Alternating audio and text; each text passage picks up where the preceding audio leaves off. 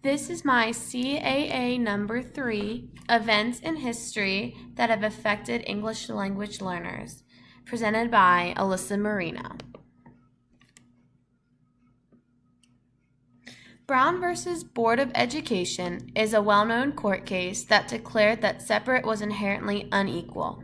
Brown made it known during this case that states will be held accountable for providing students with equal educational opportunities.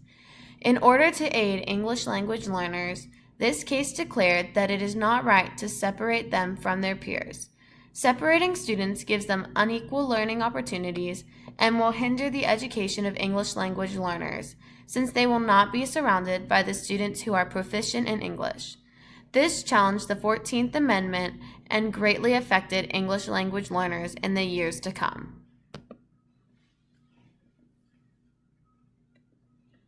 The Civil Rights Act of 1964 was signed by President Johnson. It prohibited the discrimination in any public place. One important part of this act is that it integrated schools and made it illegal to discriminate against faculty or students based on their skin color or religious affiliation. The Civil Rights Act was the first influential civil rights act since Reconstruction. This act affected English language learners later on by paving the way for acceptance and equality in schools and other public places.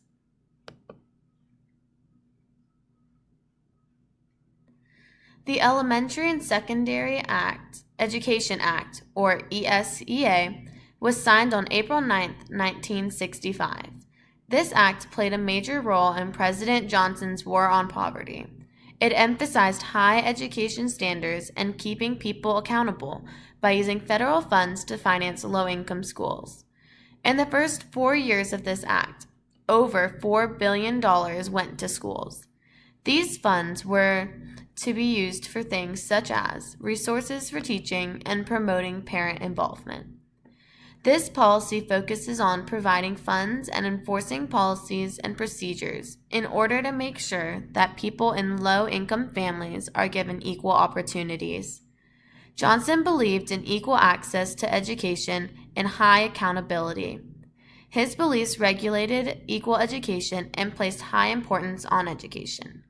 This act attempted to improve the educational opportunities provided for English language learners.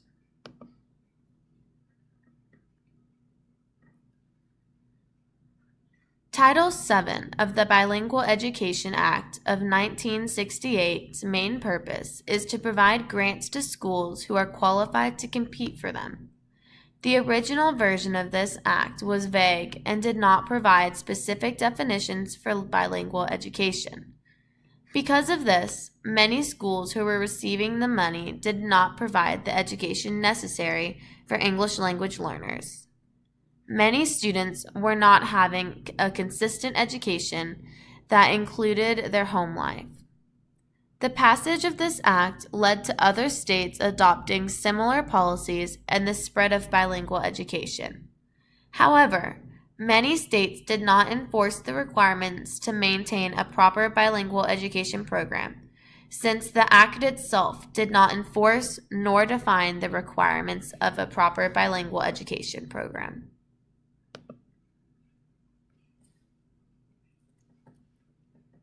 Lau v. Nichols was an important case in 1970. Lau was a student of Chinese descent in San Francisco who had no supplemental English courses. He, along with many other students, took this case to the Supreme Court. They felt that it was unfair that while they received the same books, their overall education was very different. The Supreme Court case decided unanimously that the lack of supplemental and language instruction in schools violates the Civil Rights Act of 1964. This court case ruled that any school that is given federal funds must provide English language learners with adequate instruction that provides equal education.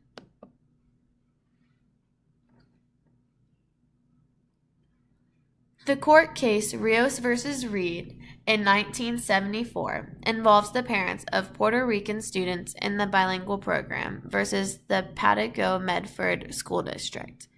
Students claim that their education was unequal because they did not receive instruction in Spanish. The bilingual program also did not have trained teachers or a clear curriculum. This case ensured that a school is held responsible for their bilingual program being held up to high standards. This case also ruled that while teaching English is important, meaningful education comes before proficiency in language. Rios v. Reed ensured that English language learners were not focused on learning English as much as having a well-informed and positive education, and made a strong case to require schools to offer a substantially good bilingual program.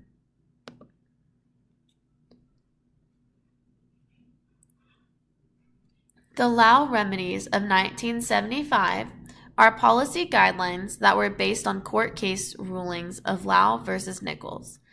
The Lau remedies are only implemented in schools who have violated students' civil rights by not providing them with an appropriate bilingual program. These guidelines included establishing a way to identify students whose primary language was not English, evaluate the student's proficiency in English, and provide appropriate bilingual education programs.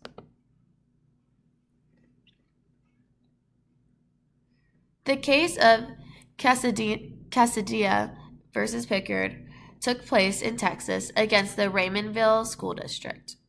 Roy Casadilla, the parent of 2 Mexican-American students, was not happy with his children's education. He claimed that they were not receiving sufficient education within the bilingual programs and that they were being kept from participating in events. This case approved upon Lau v. Nichols by outlining a 3-part assessment to explain how schools are held accountable. The first part states that all bilingual programs must be based on a sound educational theory. The second is that all programs must have effective resources for all types of teaching. Lastly, after a trial period, a program must prove that it has overcome language barriers while teaching.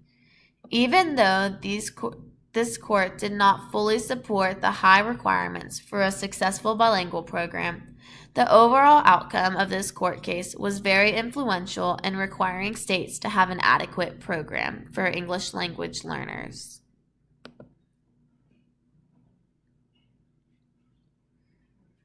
The No Child Left Behind Act of 2001 created drastic changes to federal policy with English language learners. Many were made, including the replacement of the Bilingual Education Act by Title III, but most important change that was made was the removal of the word bilingual. The No Child Left Behind Act was the reauthorization of the Elementary and Secondary Education Act. This act worked to ensure that the quality of education was held to a high standard. It required that all students take and pass exams to prove that they are proficient in subjects. This act would have been very important in the long run to English language learners' education. However, nothing was done to further enhance it.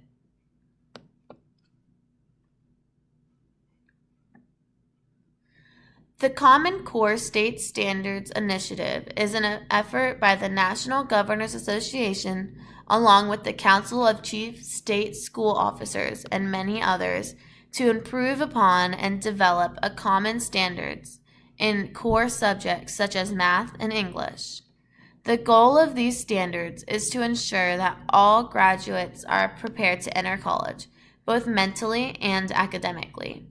It is important to remember that the goal is not to set up a universal school curriculum, but rather to categorize specific knowledge and skills that all high school graduates should have. While these standards do not specifically mention English language learners, they do stress the importance of developing the skills of all students, including English language learners. The standards in this initiative coincide with the requirements for the bilingual program. While some people say that these high standards may cause English language learners to fall behind, others claim that these rigorous new ideas of learning have made many improvements to the education of English language learners and will continue to do so in the years to come. And then these are my works cited.